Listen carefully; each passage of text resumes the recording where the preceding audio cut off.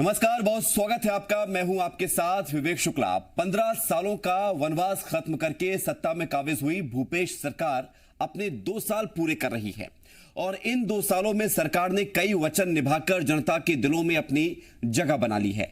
छत्तीसगढ़िया संस्कृति के साथ विकास की बहार ने भूपेश सरकार को एक लोकप्रिय सरकार बना दिया है, लेकिन अभी केवल 2 साल पूरे हुए हैं, 3 साल अभी भी बाकी हैं। ऐसे में बहुत सी योजनाएं जनता तक पहुंचना बाकी हैं। इन तमाम मुद्दों पर चर्चा करने के लिए हमारे साथ मौजूद हैं भूपेश सरकार के सबसे खास मंत्री मोहम्मद अकबर साहब, जिनके पास हैं परिवहन, आवास एवं पर्यावरण के साथ वन, विधि एवं विधायी कार्य विभाग की जिम्मेदारी। तो उनसे चर्चा करते हैं। अकबर साहब, जय जोहार, स्वागत आपका जी मध्य प्रदेश छत्तीसगढ़ में। जी जय जोहार, जय जोहार। मंत्री जी, 2 साल पूरे हो गए हैं। सबसे पहले तो आपको बधाई कि आपकी सरकार 2 साल पूरे कर रही है जी। कैसा रहा ये 2 साल का सफर? देखिए, सबसे पहले तो छत्तीसगढ़ की जनता के प्रति आभार कि उन्होंने ये अवसर दिया और छत्तीसगढ़ में कांग्रेस पार्टी की सरकार बनाई। 2 साल के कार्यकाल में जिस समय चुनाव हो रहा था, चुनाव के समय की स्थिति ये है जी, कुल 36 वायदे कांग्रेस पार्टी ने किए थे और इन 36 वायदों में 24 वायदे कांग्रेस पार्टी पूरा कर चुकी है। कुछ प्रमुख वादों के बारे में मैं याद दिलाना चाहूँगा जी। सबसे पहले ये कहा गया था कि जब छत्तीसगढ़ में कांग्रेस पार्टी की सरकार बनेगी तो हम किसानों का कर्जा माफ करेंगे, सबको राशन कार्ड देंगे, परिवार गरीबी रेखा के नीचे उसके पास राशन कार्ड, गरीबी रेखा के नीचे यदि नाम है नहीं है ये कोई मुद्दा नहीं रहेगा। इनकम टैक्स पेई को 10 रुपए किलो के हिसाब से और बाकी लोगों को 1 रुपए किलो के हिसाब से हम राशन कार्ड के जरिए चावल उपलब्ध कराएंगे। कर्जा माफी किया गया, सभी को एक यूनिवर्सल पीडीएस सिस्टम लागू करके सबको राशन कार्ड की परिधि में लाया गया जी। 10,000 करोड़ का कर्जा माफी हुआ। उसके बाद धान खरीदी के बारे में कहा गया था कि हम 2500 रुपये प्रति क्विंटल के हिसाब से धान खरीदी का काम करेंगे। पहले साल 2500 रुपये प्रति क्विंटल के हिसाब से धान खरीदी का काम हुआ। गत वर्ष भारत सरकार की तरफ से ये पत्र आया कि यदि आप जो समर्थन मूल्य था 1815, 1835, यदि इससे बढ़ाकर आप बोनस के रूप में कोई धनराशि किसानों को धान खरीदी में उपलब्ध कराएंगे तो भारत सरकार सेंट्रल पूल में जो चावल जमा होता है जी, वो हम चावल जमा नहीं लेंगे। यहाँ से मुख्यमंत्री जी माननीय भूपेश बघेल जी ने भारत सरकार को पत्र लिखा और उन्होंने आग्रह किया कि हमारा वायदा 2500 रुपये प्रति क्विंटल के हिसाब से हमको किसानों को देना है और कृपया करके हमको अनुमति प्रदान की जाए और हम भारत सरकार से इस संबंध में कोई धनराशि की मांग नहीं कर रहे हैं, ये हम अपने स्रोतों से देंगे। केवल ये व्यवस्था कर दी जाए कि सेंट्रल पूल में हमारा चावल जमा हो जाए। बार बार पत्र व्यवहार के बाद भी भारत सरकार ने अब तक सहमति प्रदान नहीं की है जी। और गत वर्ष 1815 और 1815 के हिसाब से खरीदी हुई, लेकिन जब अंतर की राशि, क्योंकि हमको 2500 देना था, तो मुख्यमंत्री जी ने सभी मंत्रिमंडलीय साथियों से चर्चा करके ये तय किया कि भाई अंतर की राशि 1815 में 2500 रुपये यदि करेंगे तो 675 का अंतर आता है। प्रति एकड़ 15 क्विंटल धान हमको खरीदना है जी, तो 675 के हिसाब से जब टोटल करें तो लगभग 10,000 रुपया अंतर की राशि उसमें आती है जी। तो एक राजीव गांधी किसान न्याय योजना के नाम से नई योजना बनाई गई और अंतर की राशि न्याय योजना के हिसाब से 10,000 रुपया प्रति एकड़ के हिसाब से किसानों को उपलब्ध कराया गया। तो इस तरह से धान खरीदी 2500 रुपये के बारे में जो कहा गया था वो वायदा भी पूरा किया गया। कर्जा माफी पहले कर चुके थे, सभी को राशन कार्ड उपलब्ध करा दिया गया और 284 करोड़ का सिंचाई कर भी माफ किया गया। यहाँ सरकार बनने के पहले स्थिति ये थी कि अधिकांश जो 5 डिसमिल से कम जमीन की रजिस्ट्री पे रोक लगी थी, रजिस्ट्री नामांतरण नहीं हो पाता था, तो उसको भी शिथिल करते हुए कि छोटे छोटे यदि कोई मकान बनाना चाहे या छोटी जमीन का कोई पंजीयन कराना चाहे उसको बड़ी कठिनाई आती थी, तो 5 डिसमिल से कम जमीन का रजिस्ट्री करने का भी प्रावधान, नामांतरण भी होगा और रजिस्ट्री भी होगी। इसके अलावा अलग अलग विभागों में बहुत से उल्लेखनीय काम किए गए हैं।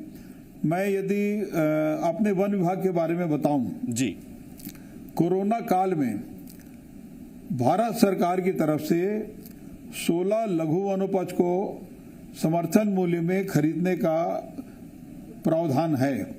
हमने उसको बढ़ा के 31 किया और जो पूरे भारत का लघु वनोपज की खरीदी है, ट्राइफेड के द्वारा ये आंकड़े जारी किए जाते हैं, ये आंकड़ा हमारा नहीं है जी। इन आंकड़ों के आधार पर पूरे भारत का 73% लघु वनोपज हमने खरीदा, छत्तीसगढ़ सरकार ने खरीदा और 124 करोड़ रुपए का हमने भुगतान किया। छत्तीसगढ़ में जो 13 लाख परिवार हैं तेंदुपत्ता संग्राहक जी, और इन 13 लाख परिवारों को 649 करोड़ का प्रावधान इस साल किया गया। 238 करोड़ का उनको गत वर्षों का जो पारिश्रमिक प्रोत्साहन, ये राशि उनको उपलब्ध कराई गई। अब तेंदुपत्ता संग्रहण के दौरान यदि कोई दुर्घटना घटित हो जाए, किसी की मृत्यु हो जाए, इसके लिए एक ये सामाजिक सुरक्षा पेंशन भारत सरकार से जीवन बीमा निगम के माध्यम से संचालित थी जी, उसको अचानक भारत सरकार की तरफ से बंद कर दिया गया। अब इसको बंद करने के बाद बार बार उनसे आग्रह करने के बाद भी जब उन्होंने प्रारंभ नहीं किया, तो सामाजिक सुरक्षा के हिसाब से यदि एक्सीडेंट में कोई घायल हो जाए या किसी की मृत्यु हो जाए, उनको सहायता राशि उपलब्ध कराने के लिए महेंद्र कर्मा, शहीद महेंद्र कर्मा सामाजिक सुरक्षा योजना के नाम से एक नई योजना लागू की गई, जिसमें वो हिस्से को कवर किया गया जो बीमा पॉलिसी के अंतर्गत होता है। वृक्षारोपण के बारे में भी हर साल हम लक्ष्य रखते हैं। इस साल भी 5 करोड़ पौधों का वृक्षारोपण का लक्ष्य रखा गया था। छत्तीसगढ़ की जो प्रमुख नदियां हैं, उन नदियों के दोनों तट में नदी तट वृक्षारोपण के नाम से भी योजना हम चला रहे हैं जी। दोनों साइड 100-100 मीटर जहां जहां स्थान उपलब्ध है उसमें वृक्षारोपण का कार्य किया जा रहा है। राम वन गमन पथ में भी वृक्षारोपण का काम हम लोग प्रारंभ कर चुके हैं, बहुत अच्छे परिणाम इसके आ रहे हैं।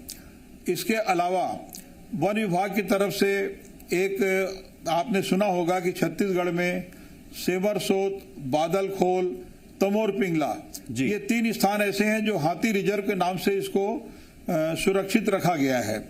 एक लेमरू एलिफेंट रिजर्व, लेमरू के बारे में भी भारत सरकार की तरफ से पहले नोटिफिकेशन के लिए अनुमति प्राप्त हो चुकी थी छत्तीसगढ़ सरकार को जी। लेकिन तत्कालीन सरकार ने लेमरू एलिफेंट रिजर्व को घोषित नहीं किया, ना उन्होंने बनाया। कारण ये था कि उसके नीचे कोल ब्लॉक है और कोल ब्लॉक रहने के कारण उसको एलिफेंट रिजर्व घोषित नहीं किया जा सका था। लेकिन नई सरकार आने के बाद भाई भूपेश बघेल जी के नेतृत्व में 1995 वर्ग किलोमीटर क्षेत्र को लेमरू एलिफेंट रिजर्व के नाम से छत्तीसगढ़ ने बनाने का फैसला लिया है जी। तो ये वन्य प्राणियों के संरक्षण के लिए, उनके रहवास के लिए एक बड़ा कदम है। इसके कारण हमको 4 कोल ब्लॉक जो भारत सरकार के नीलामी के सूची में आइडेंटिफाई किए जा चुके थे, वो भी हमको छोड़ना पड़ा और उसके बाद भी हमने इसको 1995 वर्ग किलोमीटर को लेमरू एलिफेंट रिजर्व बनाने का फैसला लिया है। बिल्कुल मोहम्मद अकबर साहब, चूंकि सरकार वादा जो करे, राजनीतिक दल जो वादा करके सत्ता में आती है और वादे पूरे होते हैं तो जनता का समर्थन मिलता है बरकरार। हमने उपचुनावों में भी देखा है, उपचुनावों में आपकी ऐतिहासिक जीत हुई है कांग्रेस पार्टी की, तो इसका ये सबूत माना जा सकता है कि आपकी सरकार से जनता खुश अब तक नजर आ रही है। अकबर साहब, आपके पास पर्यावरण का भी महत्वपूर्ण विभाग है और पर्यावरण का जिक्र आप भी कर रहे थे अभी अपनी बात में। अभी हमने दिवाली पर देखा कि एक समय सीमा निर्धारित की गई थी पटाखे जलाने की, उसका असर ये हुआ कि पिछले साल की तुलना में इस बार रायपुर ले लो, बिलासपुर ले लीजिए या भिलाई ले लीजिए, तमाम शहरों में प्रदूषण कम हुआ था, तो पर्यावरण की दिशा में प्रदेश कहां पर आगे जा रहा है? देखिए, पर्यावरण की दिशा में 2-3 चीजें हैं। छत्तीसगढ़ के मामले में आपको मालूम है कि 44.2% यहाँ वन क्षेत्र है जी। छत्तीसगढ़ का पूरा क्षेत्र जो है वो 1,35,000 वर्ग किलोमीटर का है। अब पर्यावरण को यदि हम लें तो जो मैदानी क्षेत्र हैं उसमें उद्योग लगते हैं, उसकी सतत मॉनिटरिंग बहुत ज़्यादा जरूरी है। और एयर क्वालिटी इंडेक्स जो है उसको लगातार हम लोग उसका अवलोकन करते हैं, उसको देखते हैं। और पर्यावरण को लेकर जो अलग अलग शहरों में एसटीपी लगाने का भी कार्रवाई चल रही है, सीवरेज ट्रीटमेंट प्लांट, जिसमें जो शहरों का गंदा पानी है वो जो नदी नालों में जाता है तो वो नदी नालों के पानी को प्रदूषित ना करे। तो एसटीपी लगाने का बड़े शहरों में कार्रवाई चल रही है। और बाकी के जो छोटे शहर हैं या उसको अपन नगर पंचायत क्षेत्र के हिसाब से कह लें, जहां नदी नाले हैं वो पानी प्रदूषित ना हो, एसटीपी वहां भी लगे, इसके लिए हमने कार्य योजना बनाकर भारत सरकार को प्रेषित किया गया है। पर्यावरण विभाग बहुत सतर्क होकर काम करता है और एयर क्वालिटी को मेंटेन करने के लिए औद्योगिक क्षेत्रों में अलग अलग रेंज के हिसाब से रेंज ऑफिसर्स के जो आरओ होते हैं उनकी नियुक्ति होती है और वो सतत इसकी मॉनिटरिंग करते हैं और इस बात को सुनिश्चित करते हैं कि जो एयर क्वालिटी जो है वो नॉर्म्स के हिसाब से रहना चाहिए। जी मंत्री जी, आपके पास परिवहन का भी एक महत्वपूर्ण विभाग है और सरकार की कोशिश ये है कि दूरगामी क्षेत्रों में यातायात के साधन बढ़े ताकि लोगों को आवागमन में परेशानी ना होने पाए। इस दिशा में सरकार ने 2 साल में क्या किया है और आगे का लक्ष्य क्या है? देखिए, छत्तीसगढ़ में वाहनों की कमी नहीं है, वाहन तो पर्याप्त मात्रा में है। अब कोरोना काल में जो स्थिति उत्पन्न हुई, जब लोग घर से निकलना बंद कर दिए तो एक बहुत बड़ी कठिनाई जो बस ऑपरेटर्स हैं उनके सामने उत्पन्न हुई जी। उन्होंने लगातार मांग किया कि जो टैक्स होता है उसमें छूट उनको मिलना चाहिए। अब छत्तीसगढ़ सरकार ने लगातार उनकी मांगों को पूरा किया और जो टैक्सेशन में छूट वो चाहते थे वो छूट उनको प्रदान किया। और वाहनों को नॉन यूज में रखना है उसके लिए भी नियमों को सरल किया गया ताकि यदि वाहन नहीं चलाना है, यदि पैसेंजर नहीं है तो वो अपने घर से डीजल का खर्च देके वाहन नहीं चला पाएगा। बिल्कुल। तो ऐसे लोग जो पैसेंजर्स के अभाव में नहीं चलाना चाहते थे उनको नॉन यूज के लिए भी नियमों को सरल बनाकर उनको एक सुविधा प्रदान की गई। और जो टैक्सेशन का मांग था कि भाई उसको शुल्क में छूट दिया जाए, तो टैक्स में छत्तीसगढ़ सरकार ने उनको छूट भी प्रदान किया गया है। लगातार हम लोग कोशिश कर रहे हैं कि आवागमन में किसी प्रकार की कोई बाधा उत्पन्न ना हो, सुचारू रूप से बसों का संचालन हो। लेकिन देखने में ये आ रहा है कि अभी भी नागरिक बहुत बड़ी संख्या में एक स्थान से दूसरे स्थान पर जाने के लिए बच रहे हैं और इसी कारण से बसों की संख्या अभी कम चल रही है, लेकिन यात्रियों को पूरी सुविधा प्रदान की जा रही है, उसमें किसी प्रकार की कोई कमी नहीं है। जी मंत्री जी, आवास हर किसी का सपना होता है कि उसका घर बने और इस दिशा में सरकार भी कदम उठाती है, कोशिश यही करती है कि जरूरतमंदों को उनके घर दिए जाएं, उनके लिए घर बनाए जाएं। तो सरकार इस दिशा में केंद्र सरकार के साथ मिलकर या अकेले चलकर किस तरह से लोगों को मदद मुहैया करा रही है ताकि उनका घर उन्हें मिल सके? देखिए, आवास विभाग के बारे में सबसे पहले तो मैं स्पष्ट कर दूं कि जो आवास के निर्माण होते हैं उसको वो नियमानुसार हो सके, उसको अनुमति देने के लिए आवास विभाग होता है ताकि जो शहरों का विकास है, कॉलोनियों का विकास है, वो सुचारू रूप से नियमानुसार हो सके। जी। आवास विभाग केवल अनुमति देने के लिए है, लैंड यूज निर्धारित करने के लिए है ताकि जो बसाहट है वो इस प्रकार से हो सके कि लोगों को असुविधा ना हो। अब बात आती है आवास उपलब्ध कराने के लिए, तो आवास उपलब्ध कराने के लिए 2 एजेंसी आवास विभाग के अंतर्गत है, एक है हाउसिंग बोर्ड और एक एनआरडी के अंतर्गत भी कुछ आवास निर्माण हुए हैं और एक रायपुर विकास प्राधिकरण। ये रायपुर का है, बाकी अलग अलग स्थानों पे अलग अलग विकास प्राधिकरण है। और हाउसिंग बोर्ड तो पूरे राज्य में लगभग बड़े स्थानों पर सभी जगह है। तो ये अपने हिसाब से, लेकिन कुछ दिनों में ये देखने आ रहा है कि जो हाउसिंग बोर्ड के भी बने हुए मकान हैं उसको भी अभी मतलब एक कठिनाई है हाउसिंग बोर्ड के सामने की जो बने हुए मकान बड़ी संख्या में है उसको लोग परचेज नहीं कर रहे हैं, खरीद नहीं रहे हैं। अब रही बात कॉलोनी बनाने की, तो निजी जो बिल्डर हैं वो कॉलोनी बनाते हैं, वो मल्टी स्टोरी बिल्डिंग बनाते हैं, तो आवास का काम उनको बनवाना नहीं है, आवास का काम उनके नियंत्रण का, उनके अनुमति का और रेरा के अंतर्गत जो नियम कायदे हैं उसका पालन हो रहा है कि नहीं, लेआउट के हिसाब से निर्माण हो रहा है कि नहीं, ईडब्ल्यूएस उसने छोड़ा है कि नहीं, पार्क की जगह उसके द्वारा जो निर्धारित लेआउट में है वो छोड़ा है कि नहीं, सड़क है कि नहीं, स्कूल अस्पताल के लिए यदि स्थान निर्धारित है तो वो उसका पालन कर रहा है कि नहीं, ये आवास विभाग का काम ये है। निर्माण का काम प्राइवेट बिल्डर करते हैं और वो एजेंसी रायपुर विकास प्राधिकरण टाइप की या हाउसिंग बोर्ड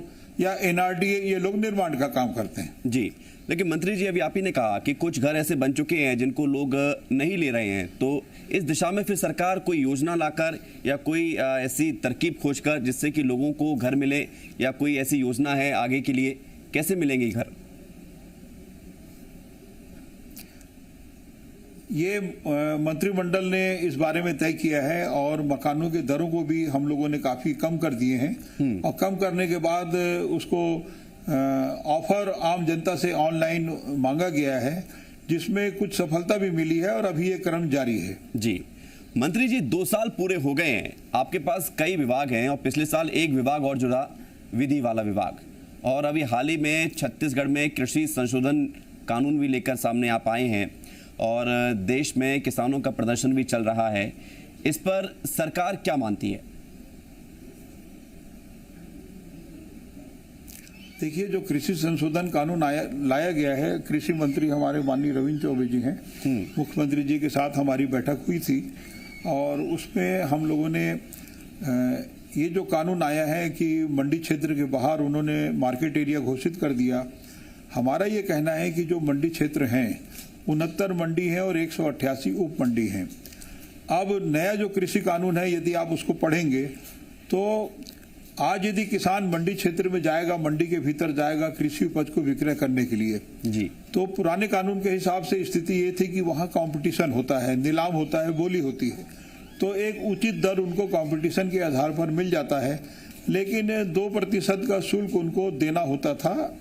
तो वो 2% शुल्क बचाने के लिए अब चूंकि नए कानून में मंडी के जो मंडी यार्ड है, जो मंडी प्रांगण के बाहर कोई भी स्थान जो है वो मार्केट प्लेस है और वहां पे यदि खरीदी बिक्री का काम कोई भी करेगा, नए नियम में ये प्रावधान है कि जो खरीदी बिक्री का काम करेगा उसको केवल पैन कार्ड रखने की जरूरत है और पैन कार्ड के आधार पर कोई कहीं भी किसी भी स्थान पर खरीदी बिक्री का काम कर पाएगा। और बाहर यदि खरीदी बिक्री का काम होता है तो उसको जो 2% देना होता है वो नहीं देना होगा। अब अंतर ये आएगा कि जब 2% नहीं देना है और बाहर खरीदी बिक्री का काम होगा तो मंडी में लोग जाएंगे नहीं, और जब मंडी में क्रेता नहीं जाएंगे, वहां कंपटीशन नहीं होगा और किसानों को जब उचित मूल्य नहीं मिल पाएगा तो फिर किसान भी जाना बंद कर देंगे। ऐसी स्थिति में परिस्थिति ये होगी कि सारे मंडियों को बंद करना होगा, सारे कर्मचारी बेरोजगार हो जाएंगे और जिसके कारण एक बड़ी विसंगति पैदा होगी, लोगों को कठिनाइयों का सामना करना पड़ेगा। कॉन्ट्रैक्ट फार्मिंग के बारे में भी कृषि कानून के अंतर्गत है। कॉन्ट्रैक्ट फार्मिंग में यदि मल्टीनेशनल कंपनी कॉन्ट्रैक्ट फार्मिंग के लिए आती है और वो कॉन्ट्रैक्ट फार्मिंग करेगी तो वर्तमान में हमारी जो छत्तीसगढ़ की व्यवस्था है, छत्तीसगढ़ में जो किसान है वो अल्पकालीन ऋण लेकर नगद लेता है, खाद लेता है, बीज लेता है, कोऑपरेटिव बैंक के जरिए उसका पूरा काम चलता है और फसल आने के बाद फिर वो उसको चुका देता है। कॉन्ट्रैक्ट फार्मिंग में जो भी कॉन्ट्रैक्ट फार्मिंग करेगा तो ये खाद बीज दवाई जो भी लेना है वो अपने हिसाब से लेके आएगा, वो कोऑपरेटिव बैंक पर आधारित नहीं होगा जी। और इसके कारण जो हमारे कोऑपरेटिव बैंक की व्यवस्था है, जो हमारा 1333 सहकारी समिति है, 2048 हमारा धान खरीदी केंद्र है, तो बैंकों को बंद करने की स्थिति आ जाएगी। जब कर्जदार नहीं होगा, वहां से खाद नहीं मिलेगा, वहां से बीज वो लोग लेंगे नहीं तो कैसे होगा। और कॉन्ट्रैक्ट फार्मिंग में जब ये जो बड़ी बड़ी मशीनों के जरिए जो कृषि से संबंधित उपकरण है, मशीन है, जो मल्टीनेशनल कंपनी उस आधार पर काम करेगी, तो जो मजदूर भी बेरोजगार हो जाएंगे। तो इसके कारण इस कानून का पूरे भारत में विरोध हो रहा है और छत्तीसगढ़ ने भी समर्थन किया है कि इसके विरोध का। जी मंत्री जी, चूंकि 2 साल तो गुजर गए हैं, लेकिन अभी 3 साल बाकी हैं, इससे ज्यादा वक्त अभी सरकार के पास है, मजबूत सरकार है, तो अब लक्ष्य क्या है और कितने, क्योंकि आपने कहा कि 36 वादे प्रमुख थे, 24 वादे पूरे हो चुके हैं, तो अभी 12 वादे और बाकी हैं, और आगे किस तरह से सरकार आगे बढ़ने वाली है? देखिए, बाकी के वायदों के बारे में सरकार गंभीर है और सरकार लगातार इस बारे में प्रयास करती है कि अधिक से अधिक वायदे वो पूरा कर पाए। लेकिन बीच में ऐसी कोई परिस्थिति आई जिसको असामान्य परिस्थिति, जो नियंत्रण के बाहर, कोरोना काल में बहुत ज़्यादा क्षति राज्य सरकार को भी राजस्व को लेकर हुआ है। लेकिन जो काम वायदे पूरा करना है उसमें निश्चित रूप से धनराशि की जरूरत होती है। जो बड़े बड़े वायदे थे, कर्जा माफी का या सबको राशन कार्ड देने का या 2500 रुपये क्विंटल के हिसाब से किसानों को मूल्य मिल जाए, तो ये बड़े वायदे तो सरकार व्यवस्था करके अपने हिसाब से पूरा कर ही रही है। लेकिन राजस्व में वृद्धि की तरफ, जैसे जीएसटी के बारे में भी लगातार आपने समाचार पत्रों में देखा कि हमारी जो मांग है वो उसके हिसाब से हमको धनराशि उपलब्ध होना चाहिए। हमारे जो छत्तीसगढ़ में बहुत बड़े पैमाने में लोहा है, कोयला है और मैग्नीज है, बॉक्साइट है, हाई ग्रेड का चूना पत्थर है, तो ये सब संसाधनों को बढ़ाकर और इससे अधिक धनराशि हमको प्राप्त हो और इसके हिसाब से हम आगे की कार्य योजना बना रहे हैं। बिल्कुल मंत्री जी, लोकतंत्र में सत्ता पक्ष के साथ मजबूत विपक्ष भी जरूरी रहता है, तो विपक्ष का साथ मिल रहा है उतना जितना जरूरत है या जितनी अपेक्षा है? देखिए, विपक्ष के साथ की तो जरूरत नहीं है, क्योंकि विपक्ष का काम जिस दिन वो साथ देने लग जाए तो वो विपक्ष नहीं रह जाएगा। तो उसको तो विरोध ही करना है और किसी भी सरकार के लिए जरूरी है कि विपक्ष मजबूत हो और मजबूती के साथ यदि वो उनको कुछ लगता है कि सरकार की कोई नकारात्मक बात है, नकारात्मक पहलू को उजागर करना उनका काम है, तो वो बिल्कुल उजागर करना चाहिए। सरकार अपना काम कर रही है और यदि ऐसी कोई बात सामने आती है जिसमें सुधार की जरूरत है तो उसमें भी कोई संकोच नहीं है, तो सुधार भी किया जा सकता है। बिल्कुल मंत्री जी, मुख्यमंत्री भूपेश बघेल जी लगातार ये कहते हैं कि मंदी का असर छत्तीसगढ़ में नहीं है और बाकायदा आंकड़े भी सामने आते हैं। जीएसटी देने में भी छत्तीसगढ़ देश में नंबर 1 है, और उधर ये भी स्थिति सामने आती है कि नौकरी देने में भी, रोजगार की स्थिति में भी छत्तीसगढ़ काफी अच्छी स्थिति में माना जाता है। ये संभव कैसे हो पा रहा है? देखिए, ऐसा है कि भूपेश बघेल जी यदि ये कहते हैं कि यहाँ मंदी का असर नहीं है, तो वो आंकड़ों के आधार पर बात करते हैं कि जो मार्केट में पैसा उपलब्ध हुआ, अब 10,000 करोड़ रुपया यदि कर्जा माफी को लेकर किसानों के हाथ में गया या 5400 करोड़ रुपया राशन दुकानों के जरिए पहुंचा या 2500 रुपये प्रति क्विंटल के हिसाब से हर साल लगभग 15,000 करोड़ रुपया किसानों के खाते में जा रहा है, तो जब ये जो पैसा है जब हाथ में आएगा, किसानों के, आम जनों के हाथ में आएगा, 124 करोड़ लघु अनुपज का जो 31 लघु अनुपज क्रय किया छत्तीसगढ़ ने, ये पैसा उनके हाथ में आया। 649 करोड़ रुपया तेंदुपत्ता का आया, 238 करोड़ रुपया तेंदुपत्ता का जो प्रोत्साहन पारिश्रमिक का आया, तो ये पैसा घूम फिर के अंततः मार्केट में जाता है। और सबसे अधिक मोटरसाइकिल, 54,000 मोटरसाइकिल इस दौरान लोगों ने क्रय किया है जी। जब छत्तीसगढ़ में, जब पूरे देश में मंदी का दौर है, तब हमारे यहाँ हम लोगों ने वृद्धि ऑटोमोबाइल सेक्टर में दर्ज किया है। जब पैसा मार्केट में आएगा तो लोग कपड़ा खरीदेंगे, मकान बनाएंगे, सोना चांदी खरीदेंगे, तो अपने जरूरतों के हिसाब से जो किसान हैं, आम जन हैं, जिनके हाथ में भी पैसा आएगा वो क्रय करेंगे, और यही एक कारण है कि यहाँ मंदी का असर नहीं हो पाया है। बिल्कुल बहुत बहुत शुक्रिया आपका मोहम्मद अकबर साहब हमारे साथ जुड़ने के लिए, और आपको अगले 3 साल के लिए शुभकामनाएं भी कि आपने जो वादे किए हैं और जिस तरह से सरकार चला रहे हैं लोगों को पसंद आए वो सरकार चलाने का तरीका और लोगों के काम भी है। बहुत बहुत धन्यवाद आपका हमारे साथ जुड़ने के लिए।